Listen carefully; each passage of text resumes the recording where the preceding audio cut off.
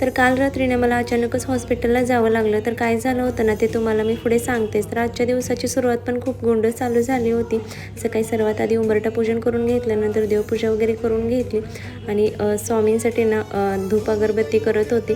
आता ना मी कुलस्वामींची पूजा सर्वात आधी करते, जसं की आपण आपल्या श्री गणेशाची पूजा करतो ना तसं कुलस्वामींची पण पूजा सर्वात आधी केली पाहिजे, कारण ते आपल्या पूर्ण कुळाचे रक्षण करणारे कुलस्वामी असतात. नंतर ग्रंथ वगैरे वाचायला घेतला. तर ग्रंथ वाचायला थोडा टाईम लागतो. ग्रंथ वगैरे वाचून झाला होता. नंतर तुळशी मातेची पूजा केली आणि रात्री एमर्जन्सीमध्ये हॉस्पिटलला का जावं लागलं, तर कारण अभिरला खूप जास्त ताप आला होता. आता एमर्जन्सीचा काही विषय नव्हता बरं का, पण मी रात्री त्याला लगेच हॉस्पिटलला घेऊन गेले, कारण इथे ना दिवसा डॉक्टर अवेलेबल नसतात. त्याच्यामुळे मी त्याला रात्रीच घेऊन गेले होते. आणि मी ना विठ्ठल रुक्मिणीचं ना शूट केलं नव्हतं. तर मला सगळे विचारत होते की का नाही केलं, तर मला टाईम नव्हता भेटला आणि आज थोडासा टाईम होता, त्याच्यामुळे 4-5 फोटो काढून घेतलं आणि नंतर नैवेद्य वगैरे दाखवला. आणि अभिसाठी चपाती भाजी बनवली होती आणि त्याचा ताप काही कमी यायचं नावच घेत नव्हता, म्हणून त्याला थोड्याशा पट्ट्या वगैरे टाकल्या. असो, प्रत्येक दिवस सारखा नसतो, पण आजचा पण दिवस खूप गोंडस गेला. आजच्यासाठी एवढंच. भेटू नेक्स्ट व्लॉगमध्ये.